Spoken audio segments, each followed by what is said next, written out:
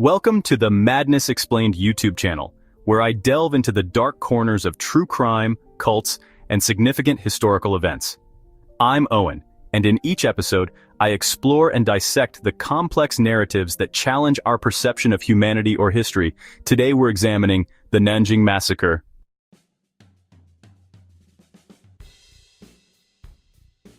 In December 1937, a chapter of horror unfolded in the Chinese city of Nanjing, a city that was then the capital of nationalist China. Over 6 weeks, the Imperial Japanese Army descended on Nanjing, committing atrocities so brutal and disturbing that they've left an indelible scar on history. Often referred to as the Rape of Nanjing, this event saw an estimated 200,000 to 300,000 people murdered, and tens of thousands of women subjected to horrific sexual violence. And even though it's one of the most horrific atrocities of modern warfare, it's often overshadowed in discussions about World War II.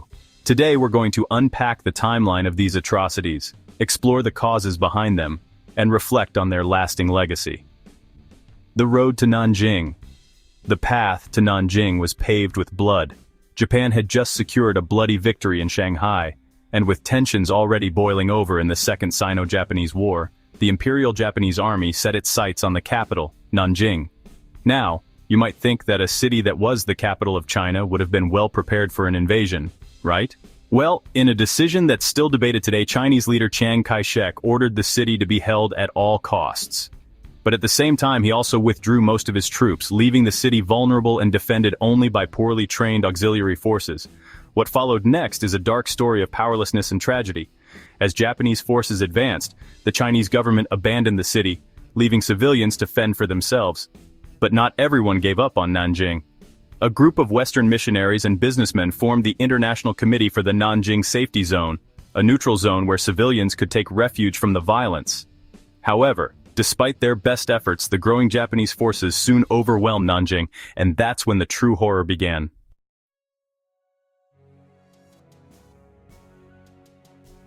On December 13, 1937, Japanese forces led by General Matsui Iwani entered the city. And let me tell you, what unfolded next was an unimaginable nightmare. The soldiers, exhausted and fueled by a desire for vengeance after the brutal fighting in Shanghai, unleashed a wave of violence that spared no one. We're talking about mass executions, Chinese soldiers who had surrendered, captured civilians, men, women, and even children, all killed without mercy.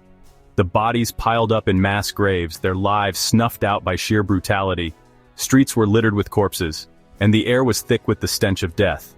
But it didn't stop there. Perhaps the most horrifying aspect of this massacre was the widespread sexual violence. Between 20,000 and 80,000 women, some as young as 7, others elderly grandmothers, were R-worded, often in front of their families. Their suffering went beyond just physical assault.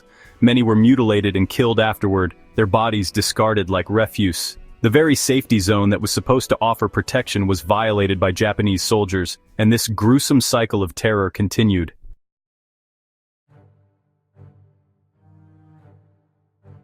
In the aftermath, the city of Nanjing was left in ruins. Over 1/3 of the buildings were destroyed, looted, burned, or obliterated in the chaos. But what's harder to quantify is the psychological toll this massacre took. The survivors carried not just physical scars but emotional wounds that would last for generations. For decades, Nanjing struggled to recover. It's important to note that the city was eventually abandoned as the capital in favor of Beijing in 1949. This symbolic act was a painful acknowledgement of the devastation that the city had suffered. But in the midst of all this, there were remarkable acts of courage. The members of the International Committee risked their lives to protect thousands of civilians. Their efforts are a testament to the humanity that can survive, even in the most barbaric of times.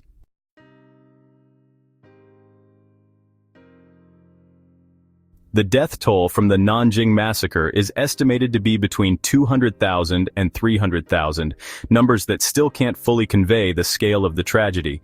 In the aftermath, 2 of the men responsible, General Matsui and Lieutenant Tani Hisao, were tried and executed for their war crimes.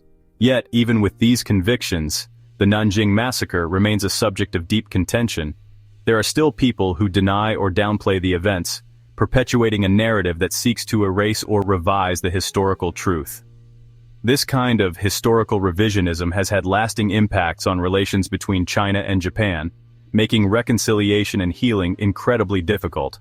Today, the victims of the Nanjing Massacre are remembered at the Nanjing Massacre Memorial Hall, located near a mass grave called the Pit of 10,000 Corpses. This memorial serves as a stark reminder of the horrors humanity is capable of inflicting on itself.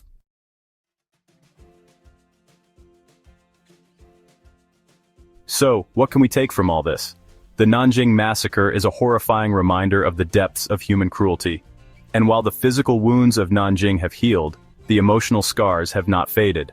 The massacre forces us to reckon with the dark parts of our history and reminds us that such atrocities must never happen again. It challenges us, as individuals and societies, to confront the reality of war and its far-reaching consequences. Because in the end, we must remember, the victims of Nanjing were not just numbers, they were real people, with families, with hopes, and with dreams. By remembering them, we reaffirm our commitment to preventing such atrocities in the future.